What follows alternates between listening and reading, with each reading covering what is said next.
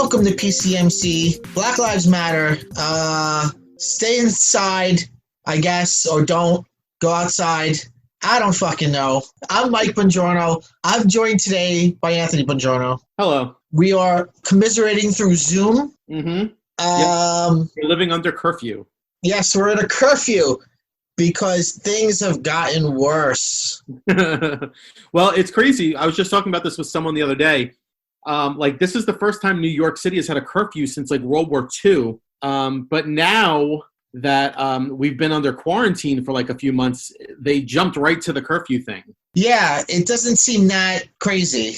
It doesn't. So at first I was like, oh, okay, that makes sense. And then I saw some people on social media being like, this is what they've been prepping us for. This conspiracy theorists. This is just the first act of aggression, and they're going to do this from now on. They're going to lock us down whenever they don't want us out. I feel conspiracy theorists really bother me because I feel like it's a good instinct to be skeptical, but you kind of wimp out. It's a chicken shit way of being skeptical. Because instead of accepting that the world is complicated and the things that you should be skeptical about are probably intricate sort of dynamics of power that are oppressing you, people immediately want to go to something like chemtrails or Hillary Clinton is a pedophile or shit like that. Right. I think it's an interesting paradox because they're skeptical of everything, but they put full faith in the sources that they should be so skeptical of. Right, exactly. I've had conversations with conspiracy theorists who've said to me the truth is out there, but you're not going to find it on the first page of Google. You got to start by going to page 25 of Google. And I'm just where the crazy stuff is. Right. Where the not real stuff is. And for them, they're yeah, that's the real shit, man. Right, exactly. You get yourself into a place where you can't really argue because, once you've accepted that nothing can be trusted, you know what I mean? Yeah, because, my instinct is always how the fuck did you get out of high school and you believe this stuff? Right. Yeah, you're right. I think that it's a special brand of paranoia that is just when you're in it, it's impossible to escape almost. It's just it's like quicksand or something. They just get worse and worse and worse as times go on. And it's very seductive, especially because you think you're smart. Yeah, they all have this sense of superiority. They love the crying, laughing emoji where they're just y'all didn't know that Hillary Clinton was in court today over her pedophilia crying emoji. Because that didn't happen. Right. So I've been thinking all week about how to proceed with our show because obviously there's a lot going on in the world. There's tons of protests. There's tons of violence perpetrated by police on citizens. There's, of course, looting, which is not as important or prevalent. And I thought, well, should the show just be a respite from serious things? Should we talk about it? I'm allowed to have an opinion, but who really needs my opinion? I'm just a white guy. But I found that there was no real pop culture news this week. So when gathering the news, as I always do, I couldn't escape it. So I think the way that we're going to talk about what's going on is through the prism of popular culture. Okay. So the first news story, CNN and Sesame Street are doing a town hall on racism. Did that happen already, or is that coming up? As of this recording, it's going to happen tomorrow. Okay, yeah, I think that's great. I think that's a wonderful resource for families with young children. I think it should be hosted by Oscar the Grouch. Who has dealt with more prejudice than him? Yeah, they're really classist over there on Sesame Street. You fucking bet they are. I think it's great. It's going to start at 10 a.m. Saturday, June 6th. It would have already happened by the time you're listening to this. It's a 60-minute special, Coming Together, Standing Up to Racism. The show will talk about racism, protests, embracing diversity, being more empathetic. It will be hosted by Big Bird and Van Jones. Aww. A good twosome. Yeah, they're great. They should have their own show. Elmo will be there. Abby Cadaby, not familiar with her. Rosita. Yeah. And I guess they're answering questions submitted by families. I doubt there'll be actual real people there because puppets. You never know. They could have a live studio audience. That's true. They have done Muppet things with live studio audience. What if like Big Bird just comes out and spits some truth like no one's ready for? I mean, imagine Big Bird's like, you know what? It's time to tear this place apart. Some little kid is like, I don't understand. Cops are supposed to protect us, and I love the cops, but some people say cops are bad, but I don't understand. And Big Bird's like, well, child, what we have to look at is systematic racism. Is racism ingrained? Much like the sticks in my nest, racism is a fundamental part of the structure of America. I wonder if they will say that. Because, Sesame Street is a show for children, and they've had police officer characters on there before, and, they talk about them as, like, community helpers. Yes. So they probably will have to explain systemic racism, individual racism to the kids, and because I think that's probably what the parents are looking for help with, I would imagine. What if some little kid is like, I don't understand gay people. I don't know if they should get married or not. Bert and Ernie, can you answer this question? They'll be like, why would you ask us that? Bert and Ernie both put their hands up, and they're like, whoa, I don't know why we have to field this question. Sesame Street is so progressive and is so woke as of late. I'm surprised that they haven't just committed to that relationship. Yeah. I don't know why. I don't know what you can lose at this point. I mean, they're adult male roommates. Yeah, which is a thing that can happen. Yeah, but they seem to be... haven't there been lots of clues throughout the years? Like, they have one bed and stuff? No, I think they have 2 beds. Oh, they do have 2 beds? Okay. It's obviously been a while since I've watched Sesame Street. I believe... I could be wrong, but I do believe there is a moment in the feature film Follow That Bird. We've been talking about this for 10 years.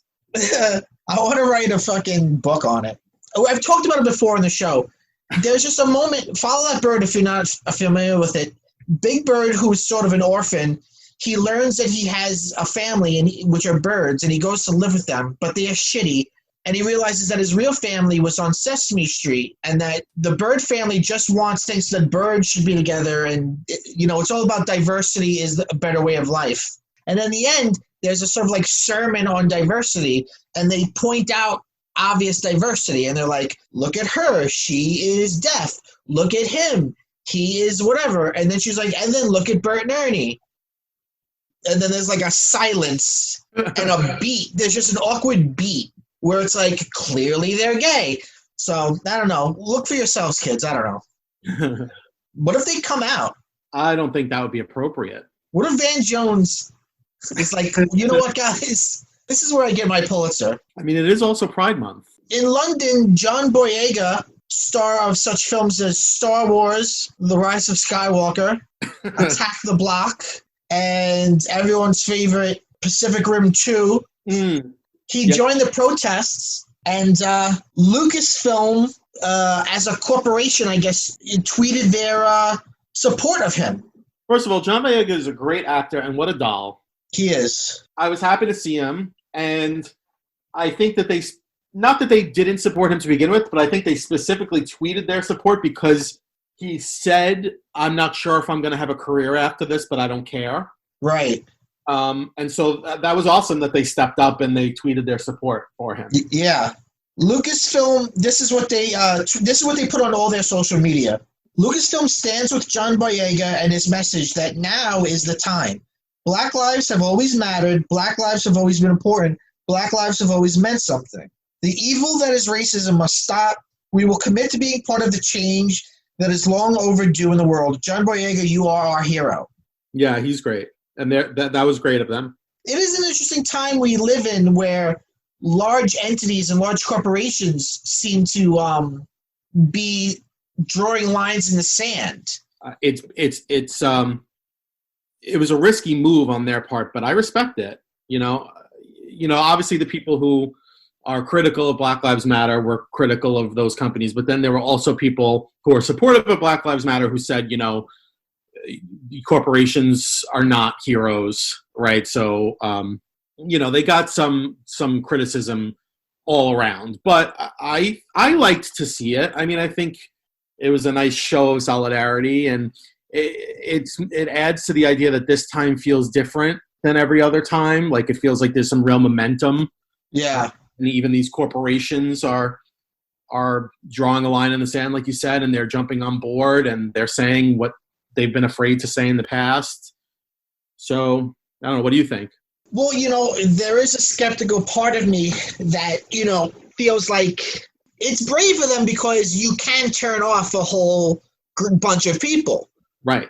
You will see people that are like, oh, fuck Lucasfilm now or whatever. Nike really was ahead of the curve with this. Nike started doing this stuff like 2 years ago, around the time when the Colin Kaepernick kneeling started. Yeah. Nike was one of the first companies to lean into that and to support him, and they got a lot of backlash. And I've read that a lot of people, said we're not going to buy Nike anymore and blah blah blah. But I think Nike's doing just fine. So, but it's interesting. Nike is a company that has a real shady history of forced labor, and that's the thing. That's like what I was saying before. Like, it's great that they're doing that, but at the same time, that doesn't make them as a monolith totally, free from their own issues, Yeah.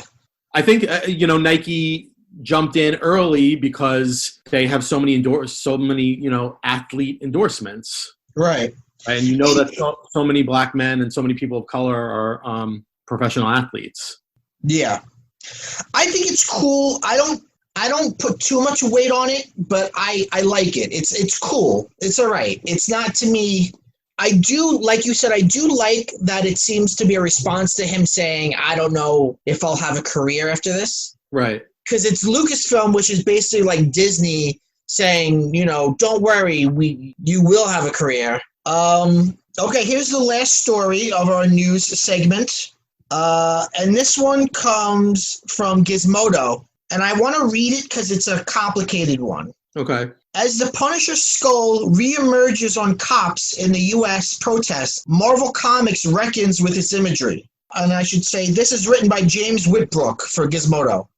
The appropriation of comic book character Frank Castle's skull emblem by police and the military has been an ongoing issue for Marvel Entertainment, and it wrestles with the questionable embrace of the anti-hero's extrajudicial violence by real state and federal employees. But as the Punisher skull has reemerged on officers' uniforms in current crackdowns on anti-racism and police brutality protests, the Punisher is being forced to confront it once more. As demonstrations continue this week in the wake of Minneapolis police officer Derek Chauvin's killing of George Floyd, in all 50 states and across the world, pictures of 2 Detroit PD officers allegedly wearing special operations badges emblazoned with the skull designed by writer Jerry Conway and artist John Romita Sr. and Ross Andrew went viral on social media. As a reminder, the Punisher skull logo itself was inspired by a similar image of the Totenkopf, the skull and crossbones used by military forces in the German Empire, and most famously the Nazi SS in the 19th and 20th centuries. Conway, who has been vocal in the past about the appropriation and evangelization of the Punisher by armed service members and police, also shared the images showing members of the Detroit Police Special Operations Department wearing badges prominently displaying what appears to be the Punisher's emblem as they violently detained protesters. Although he did not add further comment directly, Conway shared the demands of other Twitter users for Marvel and its parent company Disney to shut down uses of the Punisher skull by police. He also used his feed to reshare links of his prior comments about its use, including one from IO9. Quote, the vigilante anti-hero is fundamentally a critique of the justice system, an example of social failure. So when a cop puts Punisher skulls on their cars or members of the military wear Punisher skull patches, they're basically sides with an enemy of the system, Conway told Sci-Fi in January 2019. Quote, they're embracing an outlaw mentality. Whether you think the Punisher is justified or not, whether you admire his code of ethics, he is an outlaw. He is a criminal. Police should not be embracing a criminal as their symbol. But while this is far from the first time Marvel has had to contend with the Punisher's imagery being wielded like this, its return to prominence in the current protests against police brutality makes the seeming lack of public response by the publisher disconcerting. A spokesperson for the comics publisher indicated to 909 that it's taking it seriously. Any unlicensed use of its imagery by officers in terms of making any new statements. Marvel Comics was standing by the message delivered on social media by the Marvel Entertainment account this past Sunday. Quote, "We stand against racism. We stand for inclusion. We stand with our fellow Black employees, storytellers, creators, and the entire Black community. We must unite and speak out." The same message was shared on other Disney-owned subsidiary accounts, including the official channels for Disney+, Marvel Studios, and Star Wars. When asked about the publisher's further comments beyond the statement, IO9 was pointed to yesterday's news that Marvel Comics owner, the Walt Disney Company, would be making a $5 million donation to support the nonprofit organizations that advance social justice, starting with a $2 million of that fund going to NAACP. As for the publisher's own beliefs about police officers' devocation of Frank Castle, the spokesperson further added that the company believes the stance laid out in July's 2019 The Punisher 13, an issue, by Matthew Rosenberg, Szymon Kudranski, and Antonio Fabella, and Corey Pyatt, makes clear where Marvel Comics as a Punisher stands. In that issue, Frank Castle confronts two NYPD police officers on the hunt in the city for Baron Zemo. I don't really read Punisher, so... Yeah, I'm not familiar with Punisher at all. As the duo move in to detain Castle, they realize they're standing in front of the Punisher. Before lowering their weapons and taking out their phones to request pictures, explaining to a confused Castle, Frank Castle is the Punisher, that they're members of an internal NYPD group that are massive fans of the Punisher's ethos. The officers reveal that they have emblazoned a decal of a skull emblem on their patrol car, which Castle promptly tears off before castigating the duo. Quote, "I'll say this once." This is the character of the Punisher talking to cops in the comic book.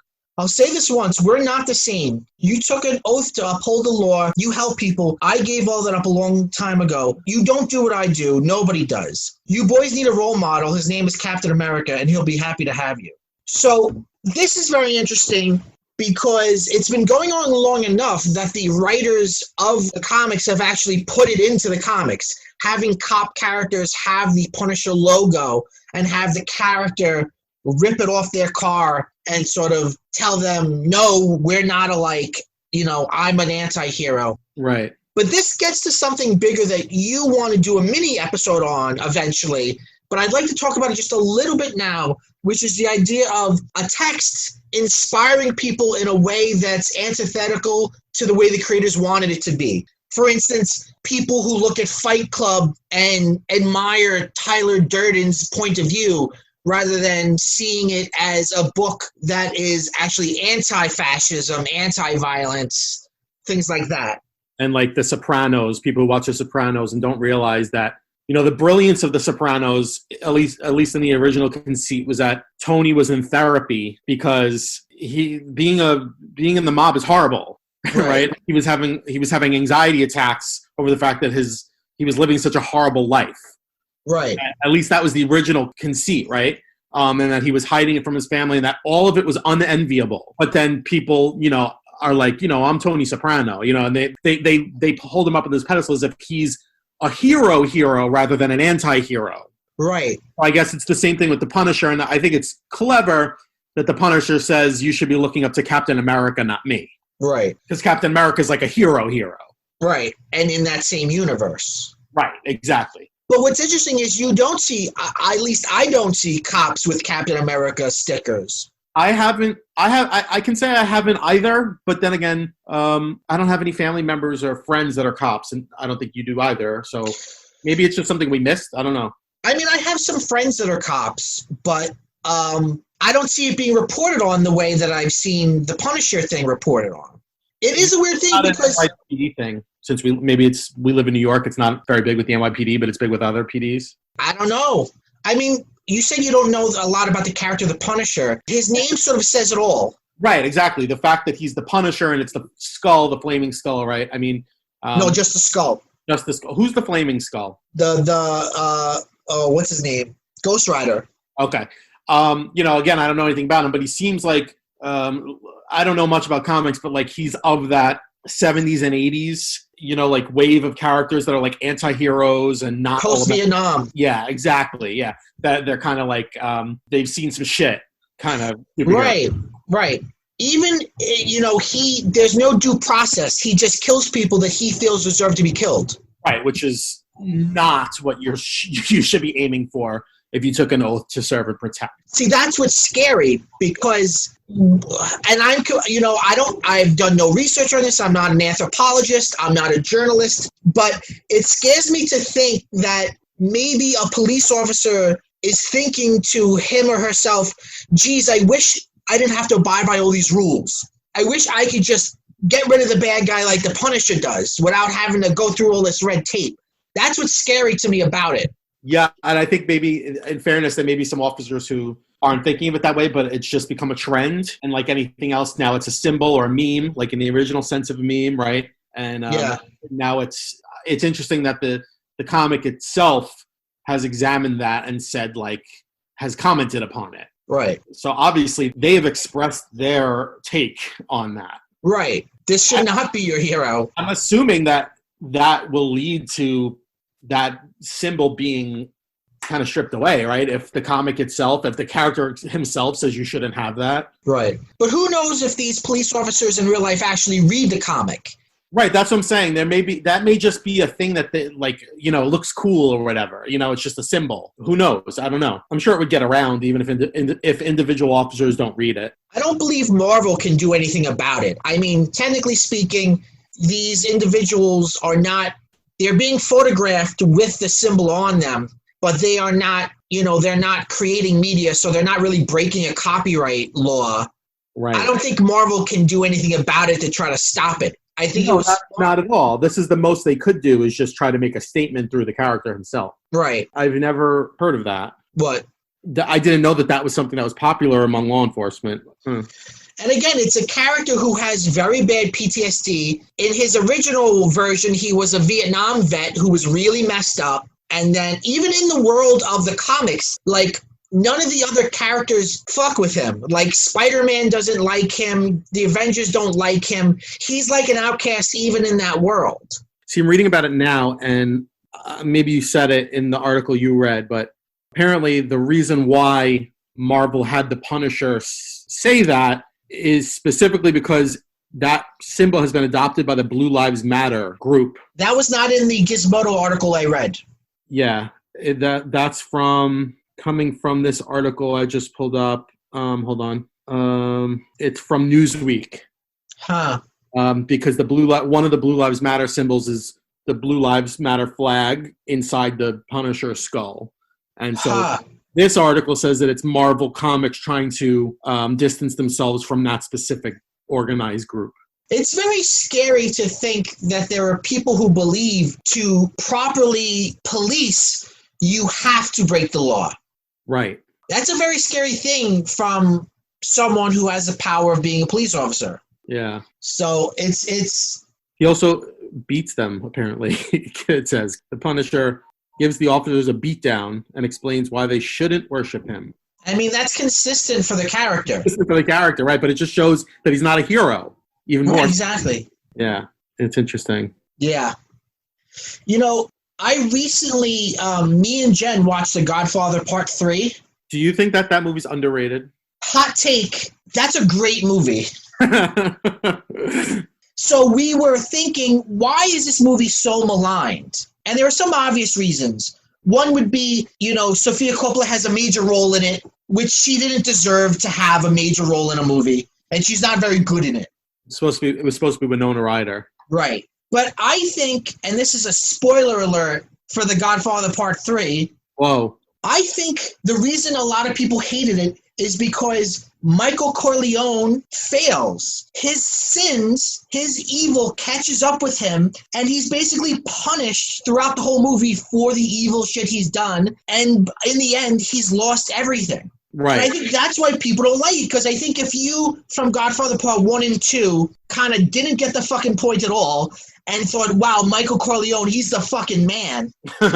Godfather Part 3 really brings home the point that if you do evil, you'll suffer. Especially that I think I only saw Godfather Part 3 once. but I remember distinctly that he dies just like a very mundane death, surrounded by no one.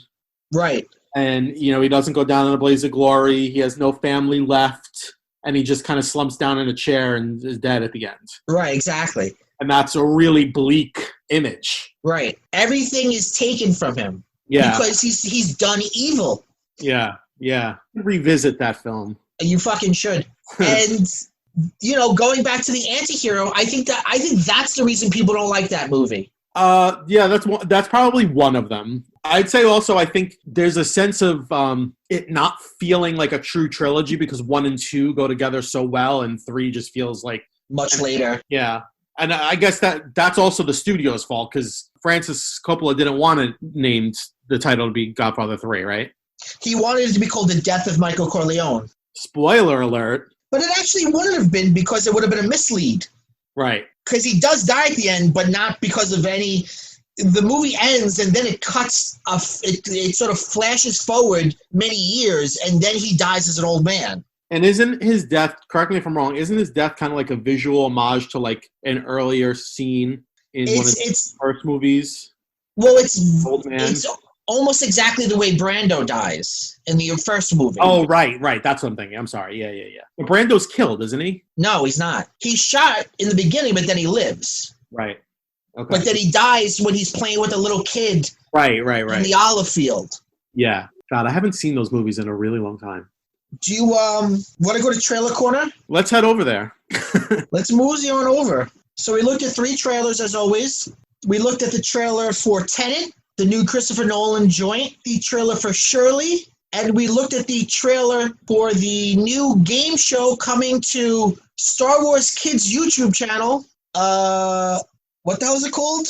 Star Wars Jedi Temple Challenge. Yes, hosted by Ahmed Best. So where do you want to start? Let's start with Jedi Temple Challenge. All right, well, I gotta say, I have some notes here. What I wrote down was not what I was expecting when I clicked this link, because I didn't know anything about this, and you sent it to me, and I was like, oh, it's a Star Wars thing. So I was assuming I saw game, and I was like, oh, this is like a video game trailer. And then when I learned that it's a kids game show, I felt a sense of childlike joy come over me. Good. And my thought throughout the whole thing was like, God, I wish this was around when I was a kid. I would have loved this show. Not that I won't love it now, but I really would have loved it if I were a kid watching it. Yeah, I agree. I think it's a great idea.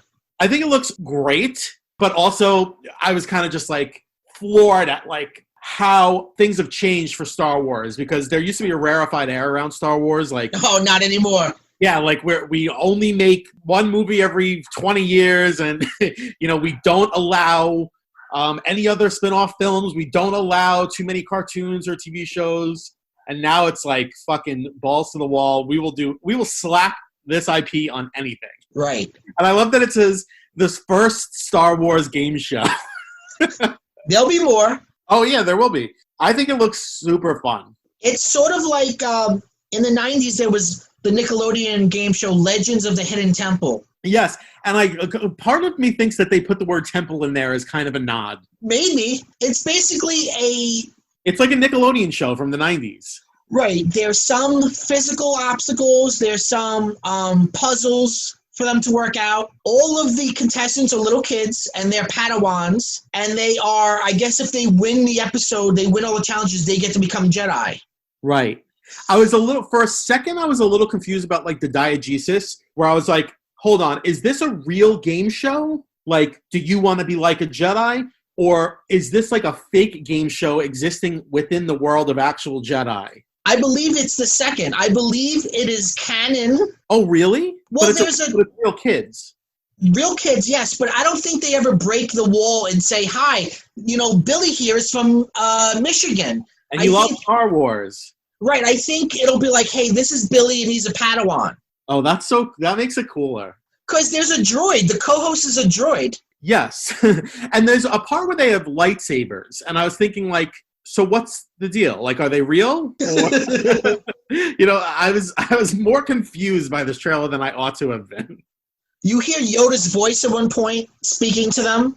Yeah, it's so cool. It really is so cool. The actual obstacles look like so much fun. And I love that there's trivia, too, because a Jedi has to be smart. Absolutely. There's some problem solving, some puzzles. The puzzles look like the kind of thing that if I saw it as a kid, I would have been so excited by it.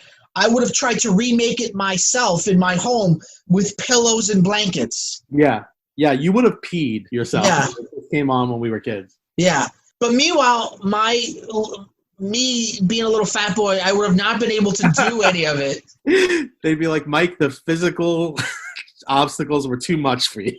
I'll remind you that the only bone I ever broke was I fractured my toe by jumping off of the sofa with my lightsaber playing Star Wars. You have a lot of 80s pop culture injuries because you also had a tooth broken by me who was swinging around the Ninja Turtle sword and hit you in the tooth. Yes, it was a bubble sword. It had like circles in it for like bubbles to blow bubbles with. And correct me if I'm wrong, didn't you also take a trip to the emergency room once because you cut your hand open trying to mimic something we were watching on Bill Nye? I was trying to turn a liter of Coke like bottle into a projector, not understanding anything about how any of those things work. Okay, I thought that was like something we saw on TV. Probably. Friday night. So I remember our mom worked Friday nights back then, and I remember it happening, and our dad being like, "Oh, there's a lot of blood. Oh, you're gonna need stitches. Your mother's gonna kill me." And him having to call her and be like, "Yeah, I gotta take Mikey to the ER." Yeah. He hurt himself on some project. He was playing with a knife while I wasn't paying attention. Oops. But playing with is the wrong answer. It's not correct. Wielding. What do you think of the decision to have it hosted by Ahmed Best, Jar Jar Binks himself? What a story of redemption. I think that's awesome. That's a great, and he looks like great. He looks like he's going to be awesome. He's been embraced as of late. Himself or Jar Jar? No, himself. I'm sure he's a great guy.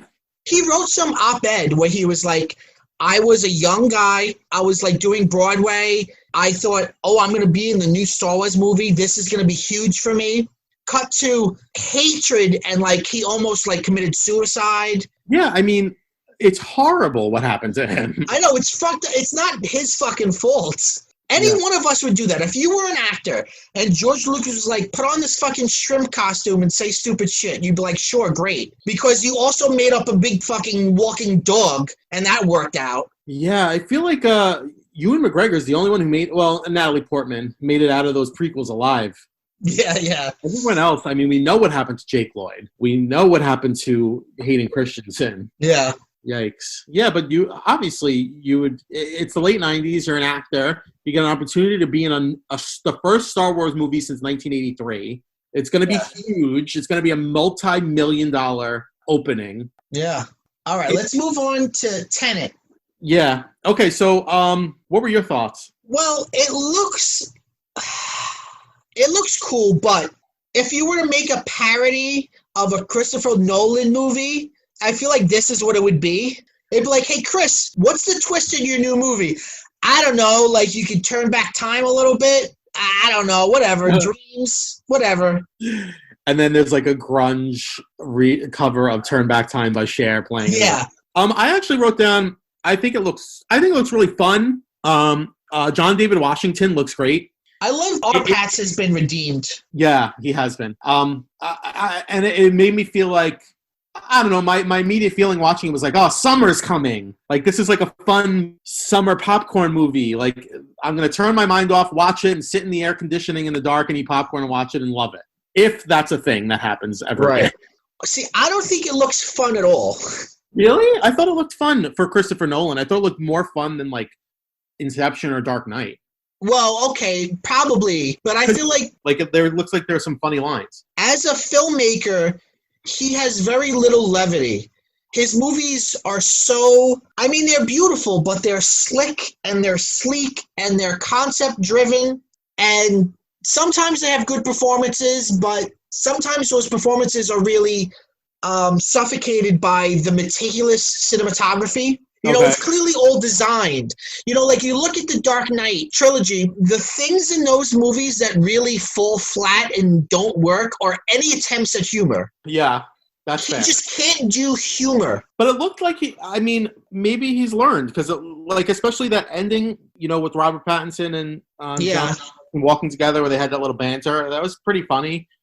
I got the sense that he's going for something lighter than normal. Like, just as action-packed, but not as dark and moody. I don't know. At one point, they're like, so you're here to stop the end of the world, or World War III or whatever. Yeah. I don't know. I feel like outside of the Dark, and I love all his movies, but outside of the Dark Knight trilogy, there's always a kind of high-concept gimmick. And this one is like time travel, but not. It's just like you can turn it back a little bit. Well, I wrote that down too. I think it's an interesting new, fresh take on time travel because it's like time travel, but as like a rewind function. Right. Yeah. Which seems. I don't think we've seen that before, so that's pretty cool. It's going to lead to a lot of really interesting visuals. Yeah, sure. It looks like a Christopher Nolan movie, and those usually look good. I feel like Christopher Nolan movies are like J. Crew catalogs. Everybody's really well dressed, and everything's just fucking crisp as fuck. Yeah. Oh, we'll see. I thought it looked pretty good. Here's the thing about his, and the only one of his movies I haven't seen is Dunkirk. I've never seen Dunkirk, and I've actually never seen Inception. Inception's good, but here's the thing: I always see his movies, love them, and never watch them again. I think Batman Begins and The Dark Knight are the only of his movies I've ever seen more than once. Because I always go, I love it, and I'm like, okay, that was an experience. I saw Dark Knight and Dark Knight Rises multiple times when they first came out. I feel like Dark Knight Rises, slightly off topic, is one of those movies that everybody loved when it came out, but now everybody kind of shits on. Right, which I still think is a good movie. I still think it's a good movie, too. Did you catch the title as a palindrome, Tenet? Yes. Oh, it's the same backwards and forwards. Whoa! I specifically looked up, like, why is it titled Tenet? And that's what I came up with from the internet. It's a spy story, which in some ways Inception is a spy story, and I'm also not a spy story kind of guy, so it's an interesting genre thing. Yeah, I read something interesting that said he specifically included spy, like, influences from his memory without going back and revisiting any of those old spy movies. Huh. Which I think has a lot to do with, like, I haven't seen it, but it reminds me of Inception, kind of like, he's very interested in, like, memory, I think. Yeah. And, like, the way the mind kind of can warp things over time. So well, it's that's like, what Memento is about. It'll probably have, like, a dreamlike quality, because it's, like, it'll be sort of, in a way, like uncanny. Like, it'll look like an old spy movie you maybe have seen before, right. But you place which one kind of a thing. Yeah. So what do you think at the end of the trailer, very emboldened, it says, coming to theaters? I was thinking that. It struck me, because through the whole thing, I was like, what are they going to do about a release date? Like, and I guess they're just not committing to one right now. Yeah. But I like that the where he really kind of was bold was he was like, this is going to be in theaters. Right. I don't know when, but it's going to be in theaters, not on demand. I feel like his movies are movies that need to be in theaters because he shoots a lot of them on 70 millimeter.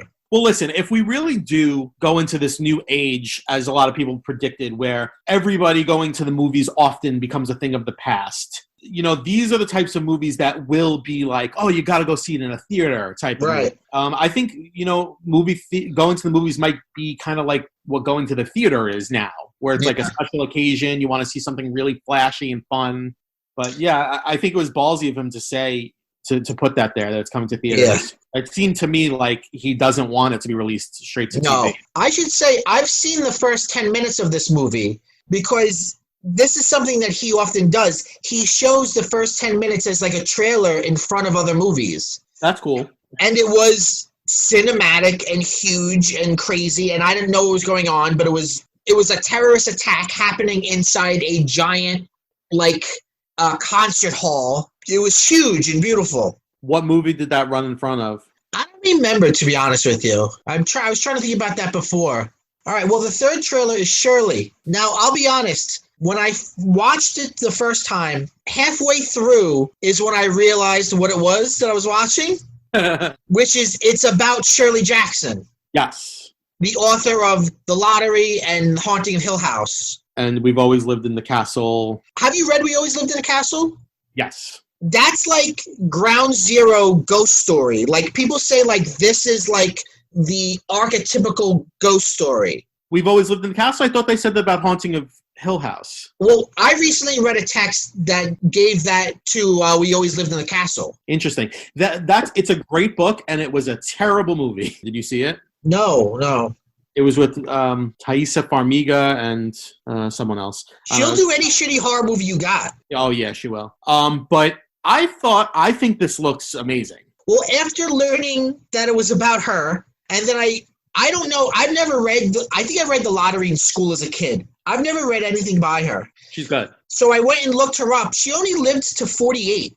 The trailer looks so it looks like her and her husband her husband was a professor and literary critic. And they invite a young couple into their home? Yeah, it reminds me so much of Who's Afraid of Virginia Woolf. Yeah, I've read other people compare it to that. Because it's about like this older couple with questionable motives inviting this young idealistic couple into their home. Yeah. It definitely, I feel like, is a nod to that. I'm interested. It's based on a book. And, my one thought throughout was, besides the fact that I think it looks great, was like, does this have any reality to it, or is this an imaginary story with real people? Like, this is not a biopic?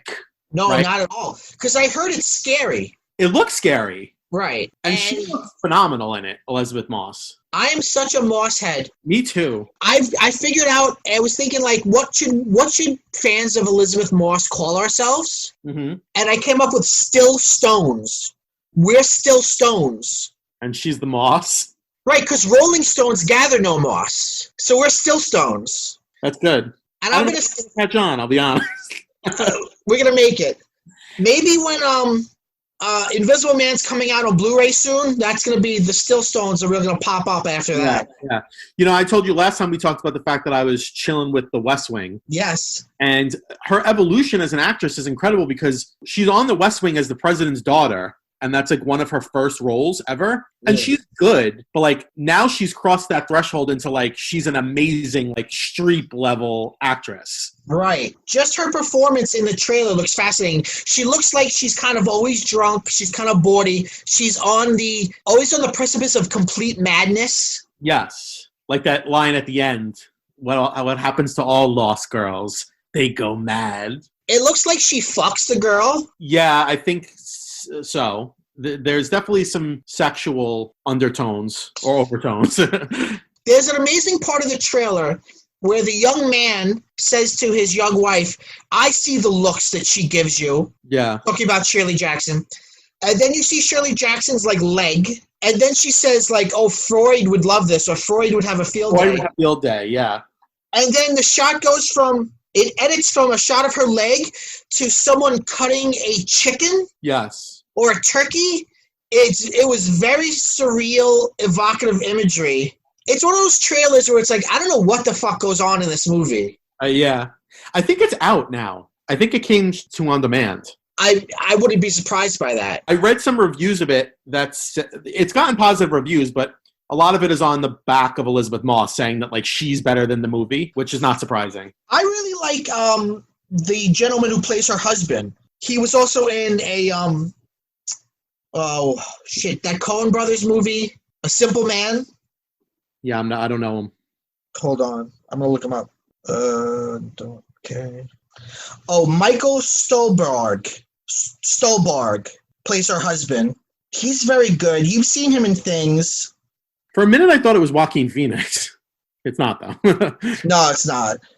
But they also look like, as a couple, they have weird intellectual, like, threatening conversations with each other. Well, that's the Virginia Woolf, too. Like, it reminds me of, not Virginia Woolf, but Who's Afraid of Virginia Woolf, the Albee play and movie, right? Like, they're this older couple that's kind of drunk and irascible, and they've got some skeletons in their closet. They're like the monsters that are welcoming in this idealistic young all-American couple, and they're going to mess with them. What's more, terrifying than an intellectual? Nothing. The Coen Brothers movie he was in is called A Serious Man.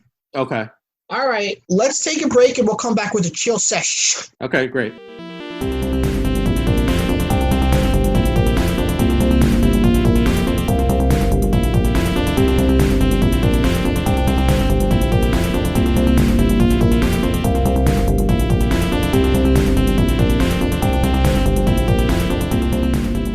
Welcome back to PCMC. I'm Mike Buongiorno. I'm joined today by Anthony Buongiorno. But wait, before we get into the chill sesh, did you know that this podcast is available anywhere podcasts can be found? Yeah, that's right. Stitcher, other places, Spotify, Apple Podcasts, everywhere.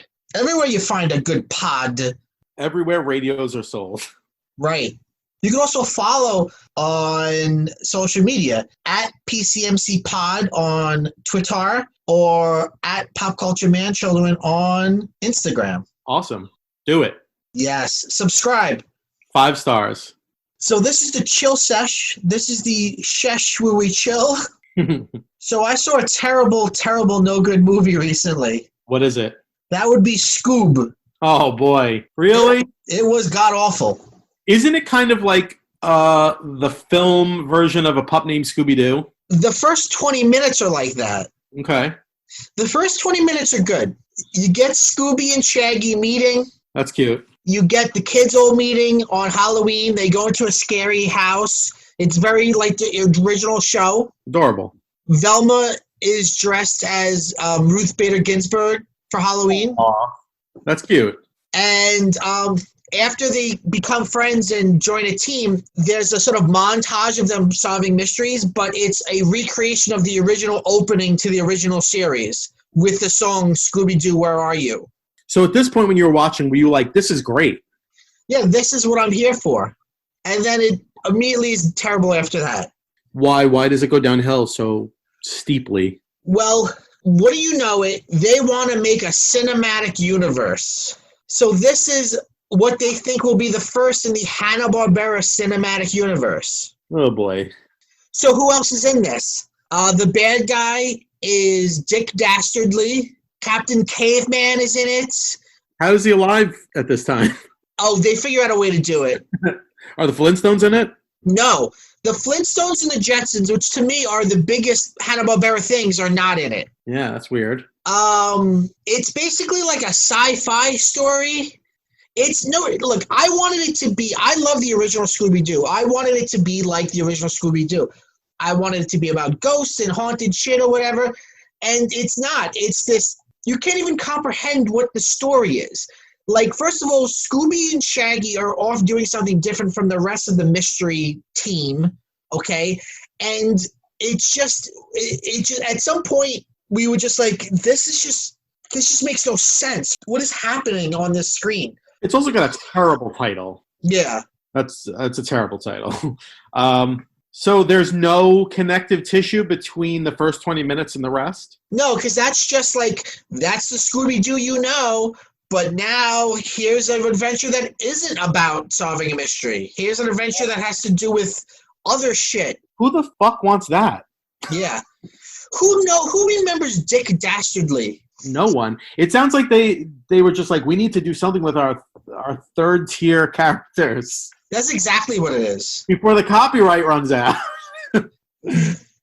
There's 2 things in the movie that I like, or 3 things. One is the opening montage that's a recreation of the opening of the 60s series. Okay. The second thing is that even though the story and plot make no sense, they must have hired a good script doctor to punch it up because there was a lot of funny dialogue. Okay, well, that's good. But not enough to save it. And the third thing is, in really inspired casting, Captain Caveman is played by Tracy Morgan. I almost just spit out my water on that. So if you remember... Great casting. Yeah. If you remember Captain Caveman... Yes, the thing. He says his name all the time. He says, Captain Caveman! And he's like, he sort of has this sort of scratchy voice. This is not that at all. It's just typical. It's just Tracy Jordan, like, nonsense. That was smart. But also, you're like, why is this character in this movie? Yeah, that sounds god-awful. Yeah, it was terrible. Was that supposed to be a theatrical release, or is that always going to be straight to on-demand? It was supposed to be theatrical, so we ended up paying like $20 just to rent it. Oh, my God. And I didn't like the early 2000 ones, the ones with Freddie Prinze Jr. And Matthew Lillard, because I thought that was too parodic. That was too much making fun of Scooby-Doo. And this is even worse. So there's yet to be a good Scooby-Doo movie unless you count the straight to straight to video movies like Zombie Island, which is a great movie. There probably will never be a great film adaptation. But there could be. Just do them solving fucking mysteries. Like, what the fuck? This is supposed to be like a lily pad to an eventual cinematic universe. Is that right? They're just guessing that, or they've said? No, that's their plans. Who wants that? But it's also doing the thing that like DC did with Justice League, where it's beginning with the culmination. Like, that's not what Marvel did. Marvel's the only one who to successfully do this. And in the Marvel method, it would be make Scooby-Doo its own movie, its own good movie. And then later down the line, you can mix it up with other things. Right. They're trying to skip ahead. It's bullshit. Is Matthew Lillard Shaggy? No, he's not. So this will be the first time since in the last 20 years that Matthew Lillard is not Shaggy. Did you know that? Yeah, he voiced him. He went on to be like basically the voice of him. After Casey Kasem. They were the only two who ever did him. Well, he did it really well. Are there any other names in it? Yeah, let me see. Will Forte is Shaggy. Did they do anything clever with the characters of Daphne and Fred, those milk-toe bitches? No, I mean, Fred is Zac Efron. Okay. Because at least a pup named Scooby-Doo developed those characters. No, they're not really developed at all. I love pup named Scooby-Doo Daphne, like the spoiled little rich girl. Yeah, pup named Scooby-Doo is the best Scooby-Doo series. It is, hands down.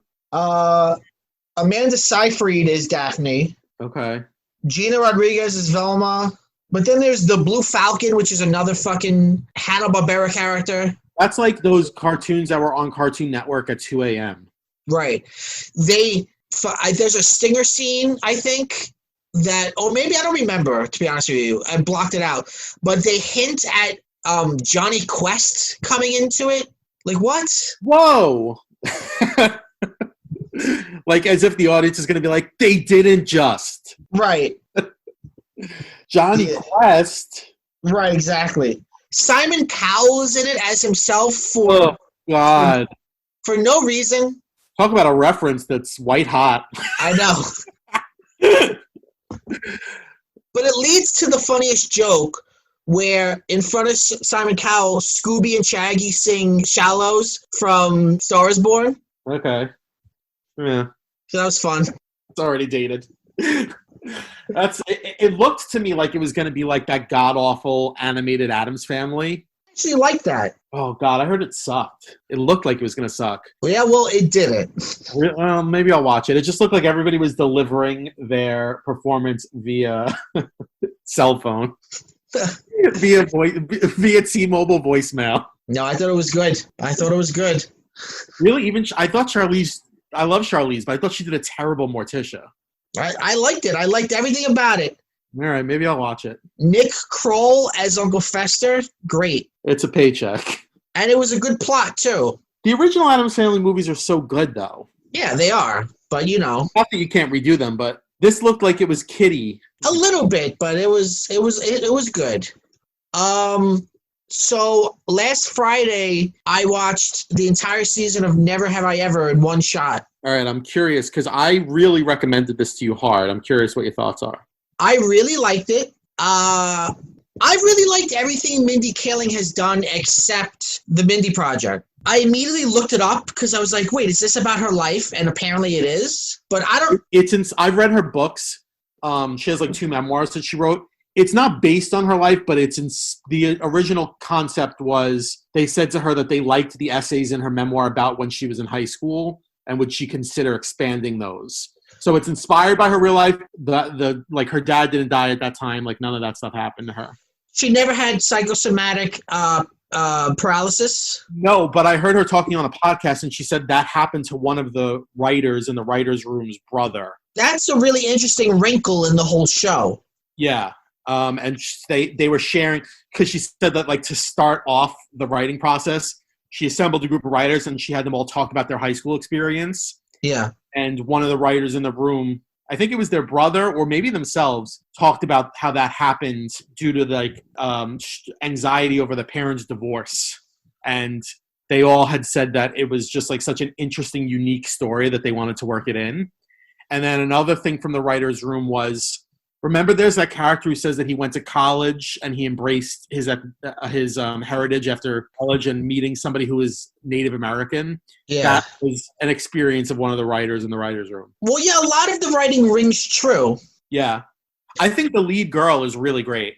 She's very, very funny. She's got good instincts. I actually think the whole cast is good. I really like the girl who plays Fab. Yes. Although Janine and I both said we think that the friends are the weakest part of the show. Not that they're not great, but that for some reason the storyline with the friendships feels separate from the rest sometimes. Yeah, a little bit. I think her one friend, Eleanor, who's like got the flaky mother. Yeah. I think her story isn't that great. I really liked the other friend, Fab. I liked her coming out story. Yeah, that was great. And she's like a nerd. Yeah.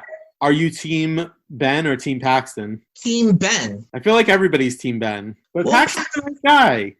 Yeah, why? Because he's got a sister who's disabled? No, because like he always helped her out. He helped her out of the pool. He agreed to have sex with her just because she asked. Why don't you summarize the show a little bit for the listeners? So it is about Devi, or I think they pronounce it Davy. Yeah, right, because Ben calls her David. Yes. She's a sophomore in high school. She had a very bad freshman year because her dad died of a cardiac arrest at one of her performances. She plays the, what does she play? Harp. And then she had this psychosomatic thing where she couldn't walk for like 6 months or so. But now she wants to have a good year this year, and the pilot is all about, she's determined to lose her virginity. And she wants to lose it to this kid, Paxton, who's like kind of dumb, but he's like very attractive. He's an athlete. Yeah. So she propositions him and just asks him if he'll have sex with her. And really funnily, I think, and surprisingly, he's just like, okay. I thought it was a strong ending for a pilot. Yeah, and it also rang true, because I felt like what teenage boy wouldn't just be like, yeah, okay. Right. But they end up not having sex, but they become friends. Yes, they become friends, and then she has her enemy, Ben, who she's grown up with. They've always been like the two top kids in the class. Right. And he's like from a rich family. We learn a lot about him. He has an episode that's narrated by Andy Samberg, which I think is so great. Yeah. Well, the entire series is narrated by John McEnroe. Yes. And I love that in the beginning, he's like, you're probably wondering, why am I narrating this? It'll all make sense in the end. Right. And in some places, he'll make references to the fact that he's John McEnroe. Yeah. And it's because her dad's a huge McEnroe fan. Yeah. It makes me wonder if they go ahead with a season 2, which it looks like they're going to. Is McEnroe going to continue to narrate? I hope so, because I think he did a good job. He did. Because, forget the fact that he's a tennis star. It's an adult man narrating the sexual awakening of a young girl. Which is just so funny. Right, because he's like, I don't know. Like, he's like, sometimes he's very self-reflexive about, like, not understanding what's happening or whatever. I love when he'll chime in at, like, a funny moment. Like, there's that one scene in the one episode where she goes to that party and she's wearing, like, traditional Indian dress. And she sees Paxton and she's like embarrassed. And then he's like, you look good in that. It's a cool outfit. And then John McEnroe's like, holy shit, did he just say she looks good? Right. Because he'll embody like what she would think. Yeah, it's so funny. Did you watch it all straight through? Yes. In one shot. Wow. How long was that? I don't know, 3 hours, 4 hours? I watched it over the course of a couple days. Well, I was saying, because I've watched it all in one setting, I'll now forget it, and by the time season 2 comes, I won't care. Well, that's the thing. I'm not a big binger, because that always happened to me when I binge things too quickly. That's the downside of binging people don't talk enough about. Right. Because it's essentially like watching a 4-hour movie, and then a year later, a sequel that picks up right after that comes out, and you're supposed to watch it without having to rewatch the last one. You know what I mean? Right. And I'm not a big rewatcher. Neither am I. Like, if season 2 came out right now, I'd be totally on it. Right. But it won't. It takes a while. Right. It'll probably come out next summer. Right. but I thought it was great. I love the ending. You know, I won't spoil it, but I like the last few minutes of the last episode. I thought the whole season finale was great, and so many people that I talked to were like, "I cried during the season finale." What do you think about the mother character? I think she's an excellent actress and an excellent character. She is an excellent actress. Her name is Porna. I'm sorry, I'm going to mess this up because I'm dumb. Her name is Porna Jagannathan. Okay. Her character's name is Nalini. Yeah. And she's now a single mother because her husband died. Yeah, right. Mindy Kaling's mother was a doctor, so that is true. She's a really good actress, but I found myself hating her as I watched the show. Me too, but I found myself hating her in the ways that Davey's supposed to hate her. Right. Because she's worried that Davey is becoming too wild, and spoiler, she makes this proclamation that like she's going to move Davey back to India. Right. And Davey's like, you can't do that. You're going to ruin my life, whatever. And then that's when I was most angry at her. But that's because that's when Davey was most angry at her. Right. But I feel like you could see why she would want to make that decision. The actress did a great job of playing a mom who's really lost without her partner trying to raise a child. Yeah, there's a therapist character that we see. Yeah. We see Davey talking to a therapist. And there's one scene where we see the mother talking to the therapist. And I think that's the scene where I started to really understand the mother. Yeah. Because the mother's just trying to be strong. Right. And also you get the feeling that the mom and dad always kind of played good cop, bad cop, and now the good cop is gone. Right. So it's like she doesn't know what to do besides play the role she's always played, which is like the stern one. Right. You know, it's interesting because when you recommended the show to me, you said it's like Booksmart, but good. No, I like Booksmart. I said it's like Booksmart, but funnier. Right. Well, I love Booksmart. Everyone knows that. I think Booksmart is way better than this show. But it is interesting because I feel like young female friendship is, I don't know if, it's been depicted before. I mean, you go to like Babysitter's Club. But, like, there's a lot of interesting movies now about young female friendship. Like, there's Blockers. There's Pen 15. Pen 15, right. What I think it is not necessarily just adolescent female friendship, but embracing the fact that girls go through a sexual awakening, too. And I think coming of age, we're so used to watching teenage boys having sexual awakenings, but not teenage girls. And not just sexual awakenings, but going through the trials and tribulations of puberty. Right, yes. I think Pen 15 did that really well. Even though it's goofy, I like the fact that Big Mouth is kind of balanced between the puberty of the boys and the girls. Yeah. So I think that's what feels fresh about stuff like this in Booksmart. I also love the idea of, even though they're going through stuff, these characters are always so self-actualized and smart and hip. And I wonder if that is just something that, like, adult millennials like to think about younger generation. Yeah, probably. I work with teenagers, and certainly a lot of them are like that. But they're still, they're not all like these whip-smart, woke, self-actualized characters. Right. Like, they're still going through stuff because they're growing up, but, like, they'll make a sweet, deep-cut reference. Yeah, it's almost like kind of like the updated version of, like, in the early 2000s, like the Gilmore Girls era, the Dawson's Creek era, where all these teenagers were making, like, insane pop culture references to movies from the 40s and stuff. Right. Now it's less pop culture references and more, like, political wokeness. Right. They know what's right. Right. Although, obviously these are depictions and not reality, but you do see, there are the Gretas in the world.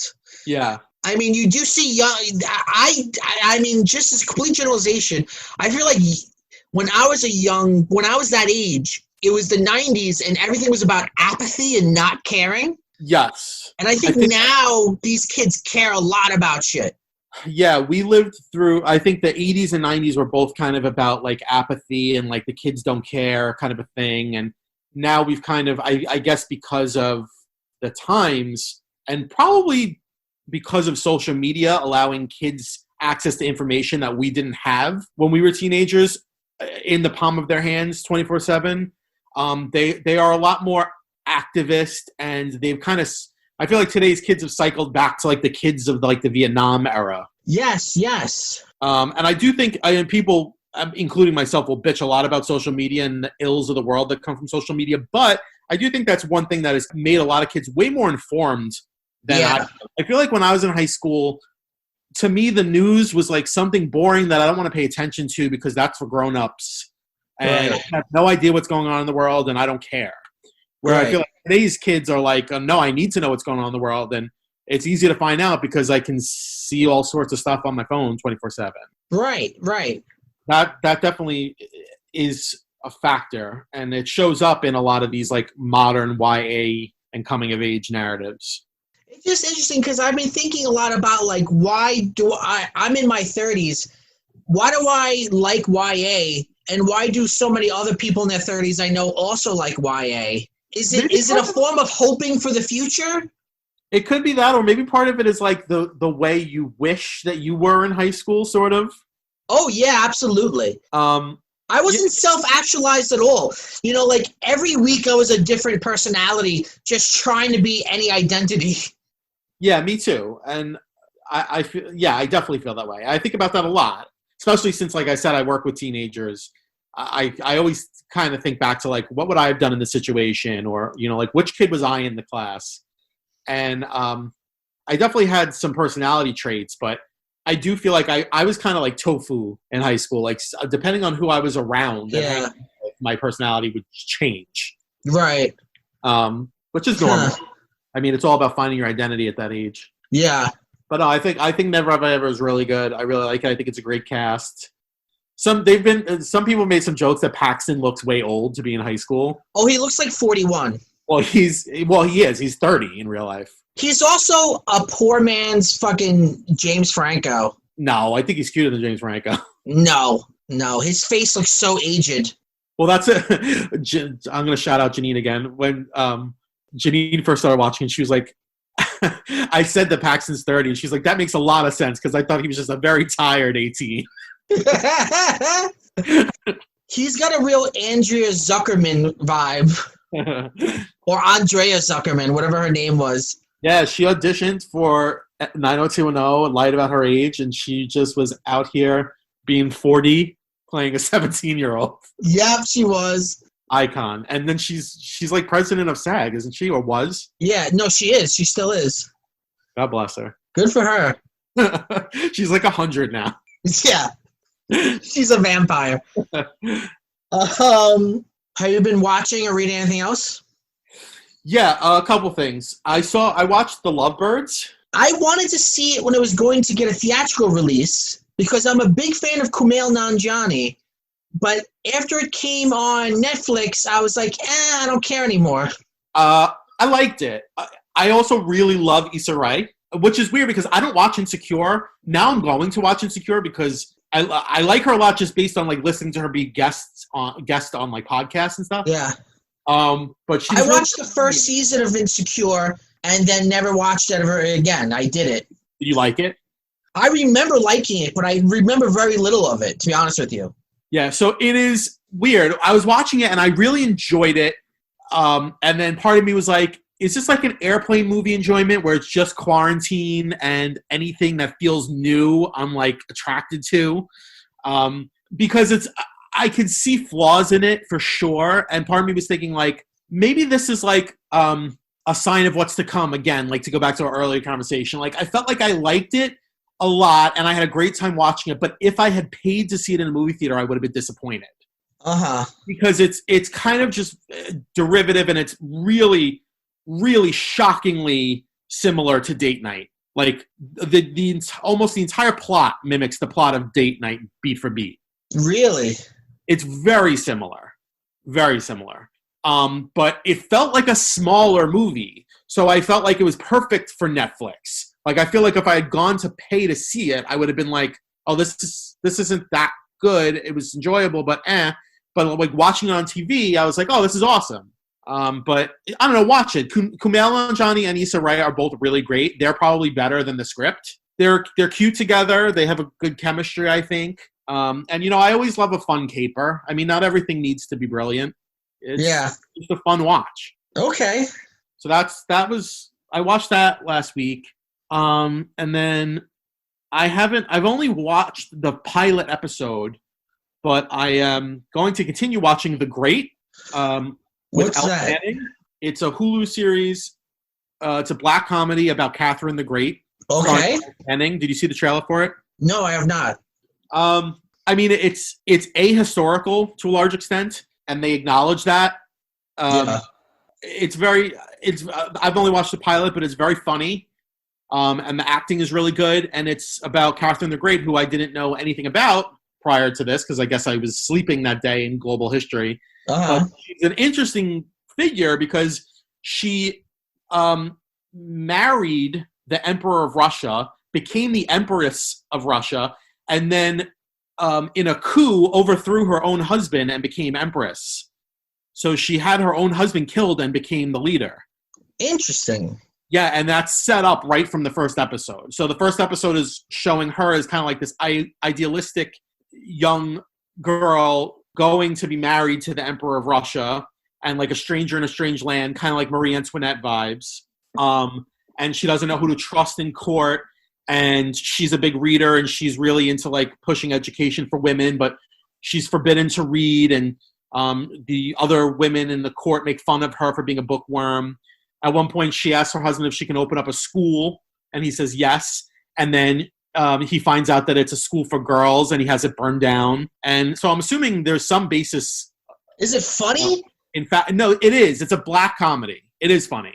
The Emperor character is such a bad person. He's a horrible, abusive husband. And so it's the first half of the pilot is her becoming disenchanted with this life that she's been dreaming of her whole life. Like, she knew she was going to be married off to him, and she thought that she was going to be living this fairy tale life, and it's horrible. And then they start to sow the seeds right in the pilot for her eventually overthrowing him. So they're married, but right from the first episode, she kind of like makes a silent kind of deal with herself that she's going to stick it out with him, but just to take him down. Okay. And he's a horrible character. So you don't feel bad for him at all. Like, he deserves to be killed and overthrown. Have you seen the movie The Death of Stalin? No. That's a really funny black comedy. And it's a different time period, but it's just interesting. They're similar in that they're both about Russian history, but made into black comedies. And I'm wondering why that is a trend. Or is it a trend? I don't know.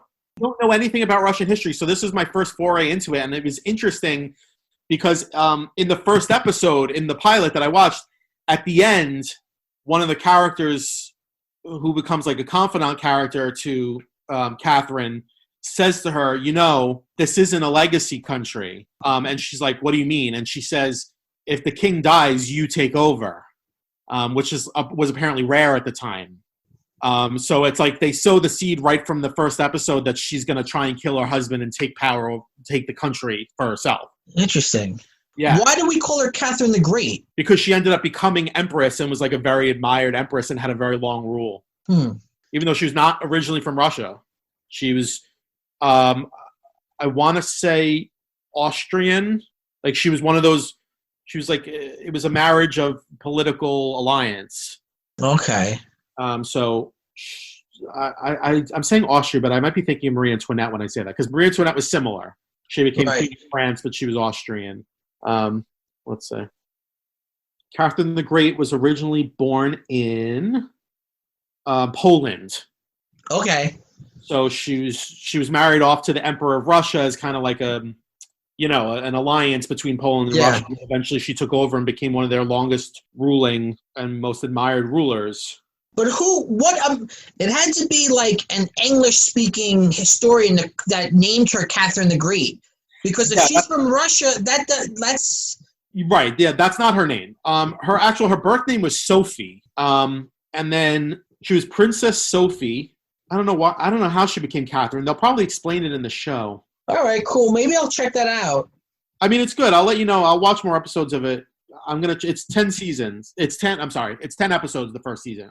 And I was just almost out when you said that. No, it just came out. It's 10 episodes and it's one season. All right. Let's take a break and we'll come back with Obsessions.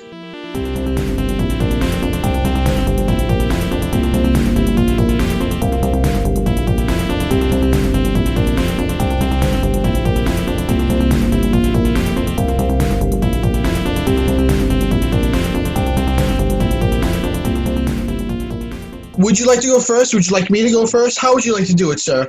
I have a weird obsession, so you go first. Because mine is not... Is it Janine's new car? No, I haven't seen Janine's new car yet. I don't think it's real. How about that? I think that bitch is a liar. Tell her to call in right now if it's real. And if she doesn't call in, it's fake. Exactly. Yeah. All right, I guess I'll go first. I need you to now. My obsession is TikTok. Okay, Grandpa. Why am I grandpa? Go ahead. Why is TikTok bad? It's not that it's bad. Well, actually, it is bad. Our dad loves it. I know. And I can't imagine what he's watching on here. I don't know. So this is why I'm obsessed with it, because it's so highly addictive. Yeah, it is. I feel like I'm being taken advantage of. That's how addictive it is. Well, because it's like, here's a little bit of serotonin. Okay, that one didn't work. Here's another one. Here's another one. It continues forever. Right. What I hate about it is that I'm looking for funny. And you scroll through, and at least me, because I'm kind of new to it, I don't have an algorithm set up so much yet, is I just feel like 9 out of 10 of them are insufferable. Not funny when they think they are funny. Right. Or not even intending to be funny, just like the most narcissistic people you've ever seen in your life, aping for the camera and doing stupid dances and making dumb faces, and it's just I fucking hate them. But then you find one that's really funny and you're like, oh, this is really funny. Well, the more you use it, the more you'll find an algorithm. Yeah, I must have liked a lot of pet ones, because I feel like I'm getting a lot more lately. Right. So for those listeners who aren't familiar, it's sounds. And so you can somebody will make an initial TikTok with either a pre-packaged sound, or they'll just make their own with their own sound. And then that sound can be co-opted by other users to either lip sync what they're saying. Which was its original idea. Right. Oh, well, originally it was people lip syncing from TV shows and stuff. Yeah. Or adding to the joke by putting a funny caption. So one that I keep seeing with dogs is there's an original TikTok video of a little kid walking, and it's he's saying "Hi, how are you today? Hi, how are you today?" Yeah. And then that's been applied to a million videos of puppies being "Hi, how are you today?" Uh-huh. Cute. And then there are some that are legitimately really funny, but then when it's bad, it's horrible. It's just the most, like I said earlier, the worst type of narcissism. Uh-huh. A lot of them young people, but not all of them. Some of them adults that are just really feeling themselves, and it's really uncomfortable, and it gives you cringy douche chills. Okay. So it's a hate watch for me. Well, I think the more you use it, the more you'll find content you like. I hope so. Because I don't have it, because my phone is out of memory. My phone sucks. I need a new phone. So I couldn't have it if I wanted it. But I also know that it would be addictive, so I don't have it. I only watch TikToks through my girlfriend's phone. Well, I send you funny ones when I find them sometimes. Right, that's true. And but when I'm on her phone, it's all dogs and Disney ones. Yeah, you gotta like things. The more you like, the more. Yeah. Right. One of my favorites, ones that I really think is funny, I think I sent it to you, was they have the Catch Me Outside girl. Yeah. Saying, ain't nobody catch me, ain't nobody gonna catch me. And it's just people doing funny stuff. And one of them that's really funny is a dad taking the generic Raisin Bran out of the box and putting it in the Raisin Bran box. It's ain't nobody gonna catch me. And then you hear Dr. Phil go, because you're too street for them. Up. It's really funny. One that I like is I forget what song it is. It's like I'm just a kid, and it's people do pictures of a kid picture of them and then recreate it now. Yes. I'm just a kid and life is a nightmare. That one. Yeah. They did a cute one of that where it was the cast of Cheaper by the Dozen all did it. And then there are funny ones of that. Like some people will do like, it'll be like a guy there was one where a guy was hugging a bag of trash and then it cut to his prom photo. There are sad ones though where like it'll be like 3 siblings and then it'll be the future and it'll be 2 of them and an urn. Yes, those make me so sad. Yeah, why are you doing that to us? I know, it's horrible. Yeah, those are really sad. One that was kind of really shady was it was a dad and his daughter, and they were holding a hoe, like a gardening hoe, and then it cuts to the picture with the mom in it. Sometimes you see them, and it's not funny, but it's just a really hot person, and you think, that's all you got? You're just really hot? Well, that's the thing. It's like there are a lot of people on here who would just it's just I love myself and I want to get the most likes that I can. And it's upsetting. I had an experience that I need to share with you. What? I was out, this is before the pandemic, I was out in a Target. And next to me, I guess I was online, next to me was this young kid. He looked like a teenager, just a regular kid. And then someone who worked at Target walked by us. And they didn't know each other, but the guy who worked at Target started talking to the kid next to me and said, "Hey, I watch your TikToks. They're so fucking good." And then this nobody kid was like, "Thank you very much. Thank you very much." Yeah, the TikTokers, a lot of them are really young, like in high school. Yeah. They have millions of fans and they monetize it, and I guess good on them. What really disgusts me is a lot of those kids that are big TikTokers, their parents are in their videos too. Yeah. I just look at those parents, I'm just like, what are you doing? Yeah. Maybe I'm wrong, but it's just, it rubs me the wrong way. No, I understand.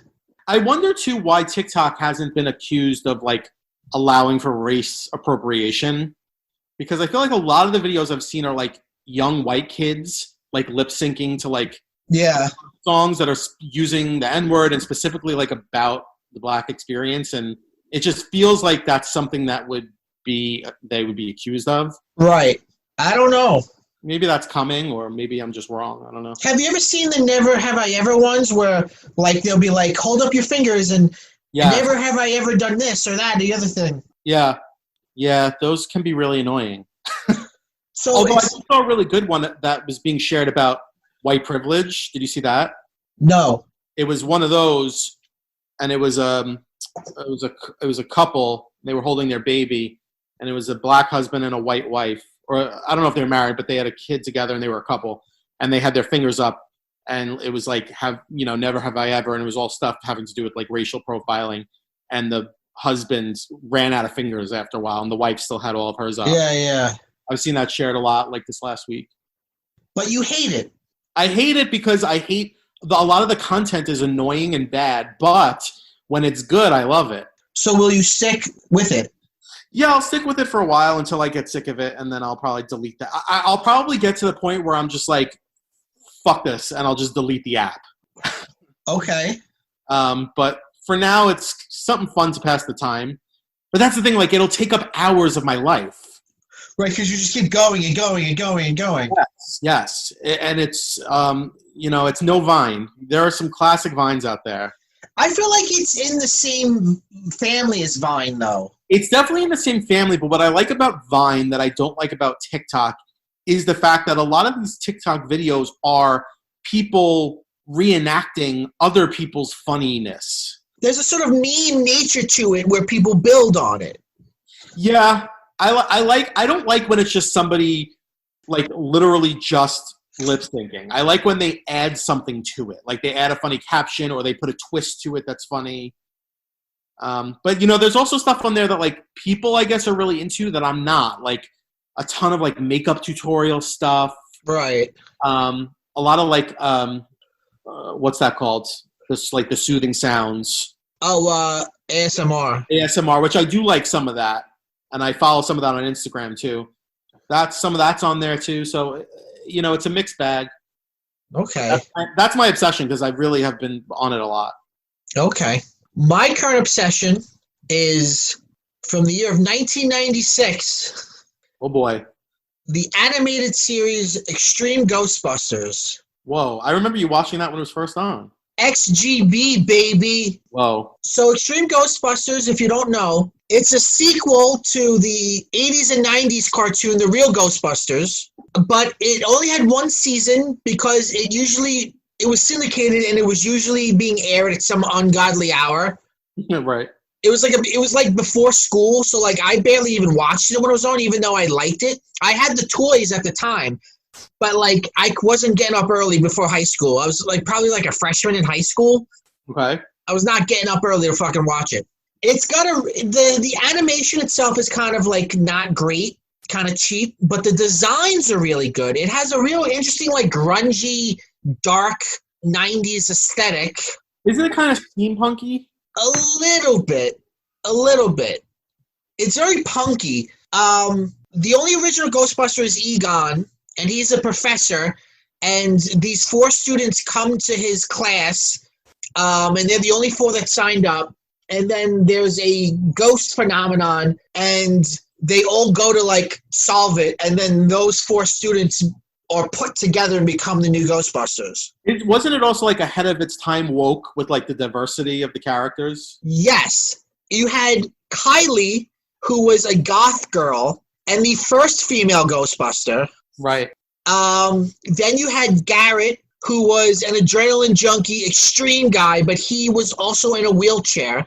But they handled the wheelchair thing really fucking well, which is they talked about it and they referenced it, but also it didn't seem to hold him back in any way. Right. But they never made a figure of it, which is bullshit. Why? Because it'd be too expensive to make? I think they didn't think kids would want to play with it. That's terrible. I know. And he was like the Peter Venkman of this. He was like the wisecracking one. They made figures of all the other ones but him? Yes. That's horrible. Right. The figures weren't great anyway. Then there's Roland, who is played by Carlton from fucking Fresh Prince of Bel-Air. Okay. He's African American, and he's kind of like the Egon. He's the smart guy. Okay. And then there's Eduardo, who's Latino. And they were for 1996, that's pretty crazy. Yeah, it's very, very diverse. The second episode is about these anti-Semites graffitiing and vandalizing a temple. And then the rabbi's son uses an ancient scripture to get a golem. And then the golem goes wild and they have to bust it. Whoa. For the second episode to get into fucking anti-Semitism is wild. Especially in 1996. And then the anti-Semites take Garrett's wheelchair and they're playing keep away with his wheelchair. That's horrible. It's weird, but it's good. And there's an episode where they basically meet the Cenobites from Hellraiser. Like, the designs of the ghosts are so sometimes like genuinely scary and disturbing for what's supposed to be a kid's show. It's wild. So it's like it holds up, like you're actually watching it and enjoying it? I am watching and enjoying it. I mean, it doesn't have the sort of deep character development that contemporary animation has, but it's fun. I love the design. You know, it's still a kid's show. It didn't have a very big like arc holding it together. It was still like Ghost of the Week kind of thing? Yeah, basically. But it was good. I like the team of Ghostbusters. I like that they're all young and they're put together. I actually think it all just went on Hulu. So if you've never checked it out, it's all on Hulu. It's only like 40 episodes, one season. Check it out there. It's very interesting. Sounds good. Just give it a look because it's a real like weird thing. Give it a gander. You know what? Get some eyes on it. Just see what you like. It didn't make a big splash in 1996, but I don't remember anybody going crazy over a female Ghostbuster. Is that because nobody was watching it because it was on at 6 a.m.? Maybe, or it also might be because there wasn't the internet like there is now. Yeah. And there weren't any man babies to fucking rail against it. That's why I'm not in it for this new Ghostbusters movie. I'm just not. Why? Because I just don't like the way that Paul Feig's Ghostbuster was treated by the fans, and I just don't want them to get a good movie. I understand. I mean, obviously, I want it to be good on some level, but also on some level, I kind of don't. Like, I want it to be like, well, fuck you. So here's a piece of shit. I mean, if you look at it just as trying to give those fans what they want, I totally understand. I think it is, though. Like, I do feel like it's just trying to give those fans what they want. See, and maybe this is just a narrative that they're trying to sell me. It's written and directed by Jason Reitman, and he's in Ghostbusters 2 as a little kid. His father directed the first 2 movies. He talks about how it was such an important part of his childhood. To me, it feels like a labor of love from somebody who was there as a little kid. Is it Ghostbusters 3 or is it a spinoff? It's a spinoff. He actually said it's like The Force Awakens. That's the exact thing he said. He said it's just like The Force Awakens. The original Ghostbusters are in it, but just like Han Solo, it's not about them. Here's my thing also. I feel like there's a lot of misplaced reverence for the Ghostbusters. Like, I'm ending this episode now. This is bullshit.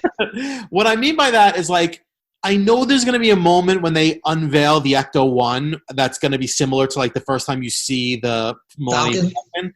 But it's like, but fucking Ghostbusters was a comedy movie starring Bill Murray. Right. It's the weirdest thing because it's, like, taken on this weird, I don't know, like, reputation as, like, this amazing piece of pop culture, like blockbuster, like Star Wars was, but, like, it wasn't that. It just was for kids who are now adults. Well, it was a huge, huge thing, but I would say it wasn't as big as Star Wars, but it was huge.